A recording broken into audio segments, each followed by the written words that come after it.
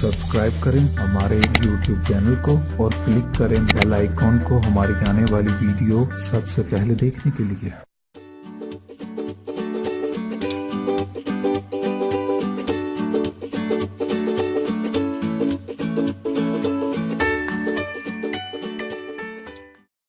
अस्सलाम वालेकुम नाज़रीन, मैं आपको अपने चैनल में खुशामदीद कहती हूँ। आज फिर एक नई चीज के साथ हाजिर हैं। आज मैं आपको दाल में जो घर में बचा हुआ सालन होता है, जैसे दाल है, उसका पराठा बनाना सिखाऊंगी कि उसका पराठा कैसे बनेगा। आइए देखते हैं इसके लिए हमें क्या क्या चाहिए। मगर सबसे पहले, शुरू करने से पहले, अगर आपने मेरा चैनल सब्सक्राइब नहीं किया, प्लीज मेरा चैनल सब्सक्राइब करें, अपने फ्रेंड्स एंड फैमिली से वीडियो शेयर करें और सब्सक्रिप्शन टोटली फ्री है और इस तरह आप मेरी वीडियो सबसे पहले देख सकेंगे। जब आपने आटा लेना है इसके लिए, तो आपने आटे के अंदर पहले ही नमक मिला लेना है। इस आटे में नमक मिला हुआ है। इस तरह आप आटा लेंगे, उसके दो आप पेड़े बना लेंगे और ये जो जितना आप सालन लगाना चाहते हैं बीच में, ये मैंने चने की दाल ली है, उतना आप ले लेंगे एक अलग बर्तन में, ताकि आपका सारा जो है सालन खराब ना हो। ये मैं जो है आपका जरा क्लियर करना चाह रही हूँ कि ये पकी हुई जो है मेरी चने की दाल है। आपने पका हुआ सालन लेना है पराठे में लगाने के लिए। कीमा हो सकता है, कुछ भी हो सकता है, लेकिन वो पका हुआ होना चाहिए। So let's see how we are gonna make it.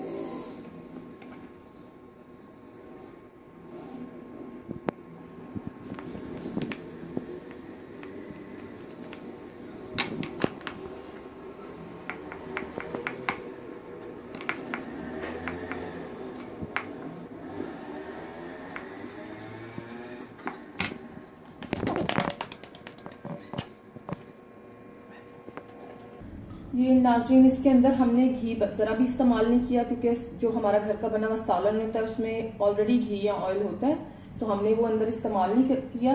अगर कोई ऐसा खुश्क सालन हो जिसमें घी या ऑयल बिल्कुल ना इस्तेमाल किया गया हो, तो फिर आप इसमें इस्तेमाल करेंगे, जैसे हम आलू की रोटियों में करते हैं।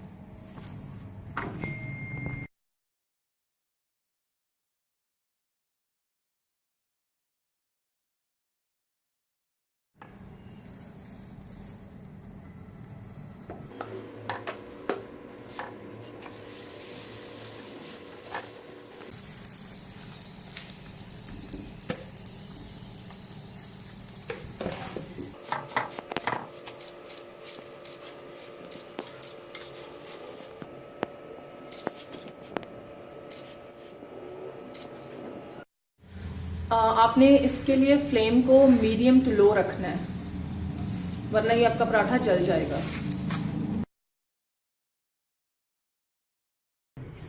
देखें, ये हमारा जो है चने की दाल का पराठा रेडी है।